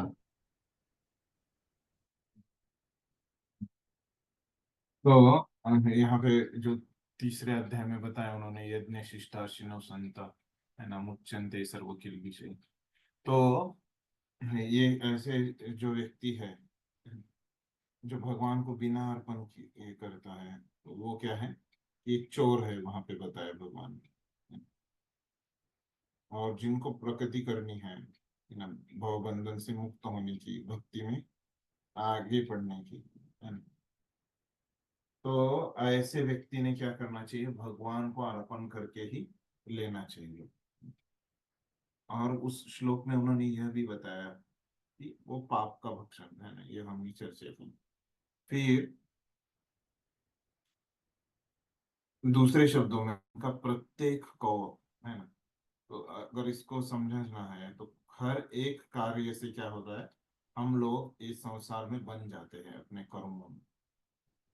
इसलिए अच्छा है कि अच्छा शाकाहारी भोजन बनाकर, है ना, भगवान के चित्र या विग्रहों को अर्पण करके हम वो स्वीकार करें। ऐसे अगर हम करेंगे तो हमारी प्रगति जोर से होगी, निरंतर, है ना, हमेशा हमारी प्रगति होती रहेगी, है ना? और हमारा शरीर भी क्या हो जाएगा, शुद्ध हो जाएगा। मस्तिष्क के श्रेष्ठ तंतु उत्पन्न होते हैं जिससे शुद्ध चिंतन हो पाता है। तो ऐसे अगर हम करेंगे तो हमको एक आध्यात्मिक बुद्धि मिल सकती है ना। फिर वो हमको अच्छे से जप करने में, अच्छे से शास्त्र पढ़ाई करने में वो हमको मदद कर सकती है। तो ये जो भगवान को भोग अर्पण करना है वो प्रेम पूर्वक हमको करना चाहिए, भक्ति से करना चाहिए। भगवान को कुछ भोजन की आवश्यकता नहीं रहती क्योंकि उनके पास सब कुछ है ना? तो इसीलिए वो सिंपल सिंपल चीजें मांग रहे हैं। लेकिन अगर उनको कोई प्रसन्न करना चाहता है तो ये भेंट हम अ, वो स्वीकार करते हैं, है ना? ताकि वो भक्त को फायदा हो जाए। भोजन बनाने, सेवा करने तथा भेंट करने में जो सबसे मुख्य बात आती है वो क्या है कि भक्ति, प्रेमवश करना चाहिए, जबरदस्ती नहीं करना चाहिए। कोई भी जो हम सेवा कर रहे हैं, तो ऐसे नहीं कि हमको हमारे काउंसलर ने दी है, वरिष्ठों ने दी है, ऐसे समझ के नहीं, बल्कि हमको एक हमारा प्रेम व्यक्त करने का, है ना, एक हमारी भक्ति व्यक्त करने का एक उन्होंने क्या दिया है हमको, सेवा के माध्यम से एक अवसर दिया है। ऐसे सोच के हमने वो सेवा करनी चाहिए, है। ऐसे नहीं कि जबरदस्ती वो सेवा करें। तो ये हमारे जीवन में हम उतार सकते हैं, है ना। हमको जब भी सेवा आती है ना, तो हम कैसे वो प्रेम पूर्वक स्वीकार करना चाहिए, है ना। तभी क्या होता है, वही भगवान को चाहिए, है ना। अगर हम वही नहीं देंगे और सेवा करेंगे तो वो सेवा भगवान को चाहिए क्या, नहीं चाहिए, फिर हमारा क्या हो जाएगा, भक्ति में कुछ प्रगति नहीं होगी।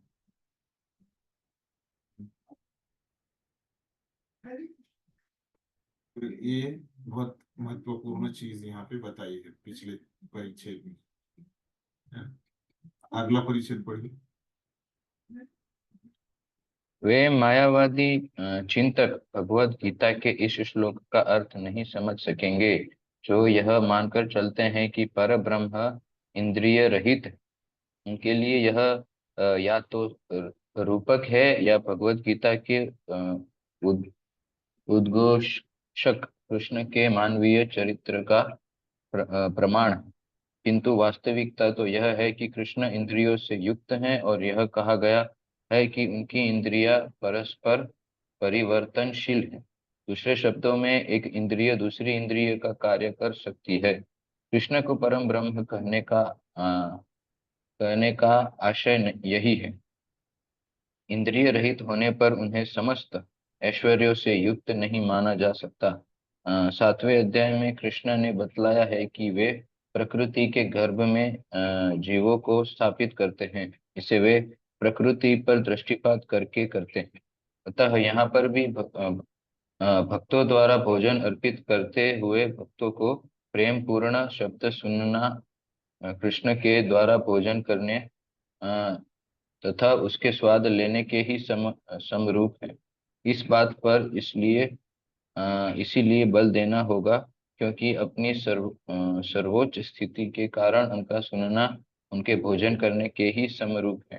केवल भक्त ही बिना तर्क के यह समझ सकता है कि परब्रह्म भोजन कर सकते हैं और उसका स्वाद ले सकते हैं। धन्यवाद। तो यहाँ पे प्रभुपाद अभी क्या कर रहे हैं, मायावाद का खंडन कर रहे हैं। तो हाँ, मायावादी लोग जो है ये श्लोक को नहीं समझ पाएंगे, ठीक है। वो लोग बोलते हैं कि परब्रह्म को इंद्रिय नहीं होती है, के लिए ये तो रूपक है ना। तो एक काल्पनिक वो मानते हैं, है ना? भगवत गीता के उद्घोषक कृष्ण के मानवीय चित्र का प्रमाण है ना। तो वो तो एक कल्पना मानते हैं, इसको रूपक मानते हैं। किंतु वास्तविकता तो यह है कि कृष्ण इंद्रियों से युक्त है। सत्य परिस्थिति क्या है कि भगवान की इंद्रियां हैं, है ना, मनुष्य रूप में, है ना? दूसरे शब्दों में एक इंद्रिय दूसरी इंद्रिय का कार्य कर सकती है। और एक विशेषता, भगवान की तो इंद्रियां हैं, लेकिन भगवान की कोई भी इंद्रिय कोई भी कार्य कर सकती है, क्योंकि वो ये तत्व रूप में एब्सोल्यूट है। तो इंद्रिय रहित होने पर उन्हें समस्त ऐश्वर्यों से युक्त नहीं माना जा सकता। तो अगर वो भगवान के पास इंद्रिया नहीं रहती तो कुछ ऐश्वर्य भी नहीं रहता उनके पास, है। ऐश्वर्य है मतलब वो रहने के लिए उनको इंद्रिया रहनी पड़ेगी। 7वें अध्याय में कृष्ण ने बतलाया है कि वे प्रकृति के गर्भ में जीवों को स्थापित करते हैं। हमने देखा कि वो परा प्रकृति है जीव, एंड प्रकृति अपरा प्रकृति। इसे वे प्रकृति पर दृष्टिपात करके करते हैं। तो कैसे उनकी स्थापना करते हैं, देख के। मतलब क्या कर रहे हैं कि वो के जनेन्द्रिय का काम किससे कर रहे हैं, आंखों से कर रहे हैं। तो फिर वही अभी फिर वो खाने का भी काम कैसे करेंगे, उनके आंखों से करेंगे, बस उसको देख के वो ग्रहण करेंगे।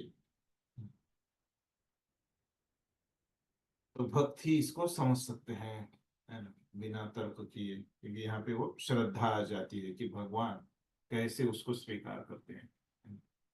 तो राधेश्याम प्रभु ने एक बहुत अच्छा उदाहरण दिया था कि ये कैसे समझ पाए, है ना। ये वो कॉलेज के बच्चों को समझा रहे थे, है ना। तो क्या बोला उन्होंने वो उदाहरण में कि हाँ, जब हम किसी को ईमेल भेजते हैं, एसएमएस भेजते हैं, कोई भी व्हाट्सएप मैसेज भेजते हैं, तो क्या होता है कि आ, वो मैसेज जो है उस व्यक्ति के इनबॉक्स में भी चला जाता है ना? और हमारे आउटबॉक्स में भी रहता है ना। तो दोनों जगह पे रहता है ना, आउटबॉक्स और इनबॉक्स। तो प्रभु जी बोल रहे थे कि उसी प्रकार क्या होता है कि जो भगवान अपनी कृपा देते हैं प्रसाद के रूप में थाली में, है ना, वो तो भगवान स्वीकार करते हैं, है ना। तो भगवान के पास भी वो चला जाता है, भगवान के इनबॉक्स में, और हमारे आउटबॉक्स में भी वो उधर रहता है। इस प्रकार से वो समझा रहे थे कि कैसे होता है। ये लोगों को बहुत आश्चर्य लगता है कि भगवान स्वीकार करते हैं या नहीं करते। बहुत मुश्किल जाता है इस विषय में उनको विश्वास आना, भक्तों को मुश्किल नहीं रहता। तो फिर यहाँ पे आचार्य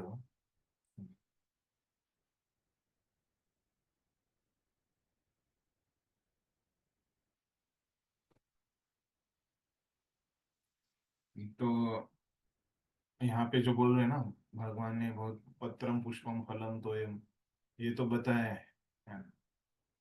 लेकिन यहाँ पे कौन बता रहा है कि वल्ली विद्याभूषण बता रहे हैं कि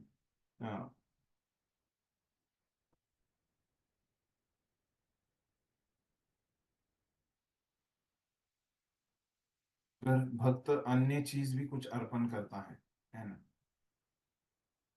तो क्या हूँ,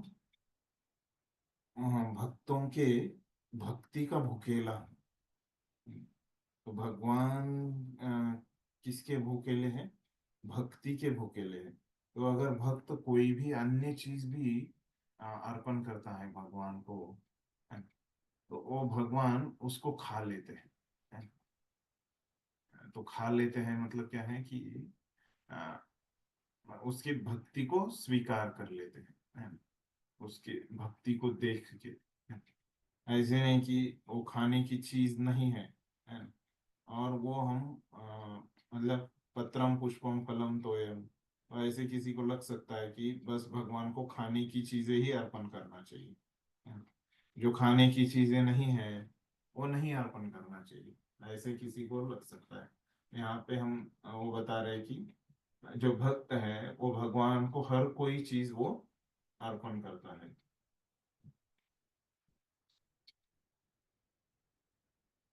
तो और भगवान उसको स्वीकार कर लेते हैं, उसकी भक्ति को, जब वो अर्पण करता है उस चीज में से। और वो जो बोल रहे हैं ना कि भक्ति का ही मैं स्वीकार करता हूँ, भगवान बोल रहे हैं, तो उसके लिए वो बोल रहे हैं, आचार्य बोल रहे हैं कि हाँ, तो उस व्यक्ति में भक्ति है, ये कैसे हमको पता चलेगा? वो व्यक्ति का लक्षण क्या रहता है? उसका मन शुद्ध रहता है, उसका मन शुद्ध रहता है, और क्या रहता है, वो निष्काम रहता है। तो मतलब निष्काम मतलब उसको खुद के भोग की कुछ इच्छा नहीं रहती है। ये दो लक्षण वो बताते हैं। जिस व्यक्ति के पास भक्ति है मतलब उसका मन शुद्ध है और उसको भोग करने की कुछ इच्छा नहीं है, निष्काम है। तो ऐसे व्यक्ति से भगवान बहुत जल्दी ग्रहण कर लेते हैं सब कुछ। ऐसे व्यक्ति अगर कुछ भगवान को अर्पण करता है तो वो भगवान सब कुछ ग्रहण करते हैं।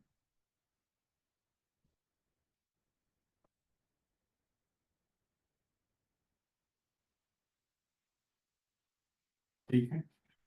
फिर ये विश्वनाथ चक्रवर्ती ठाकुर इसमें बताते हैं कि यहाँ पे भक्ति जो बोला है उन्होंने, है, उसमें है कि प्रयतात्मनः भी बोला।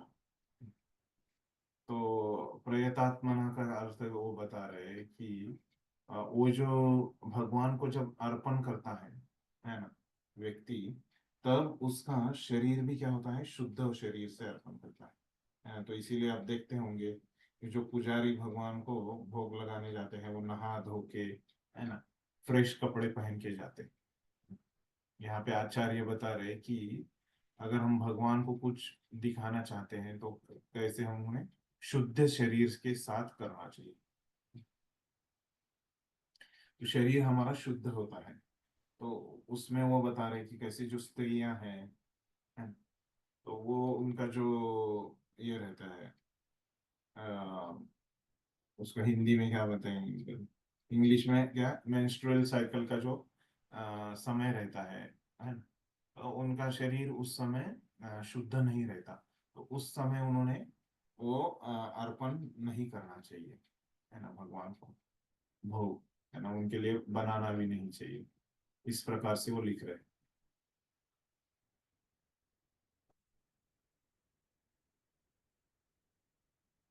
ठीक।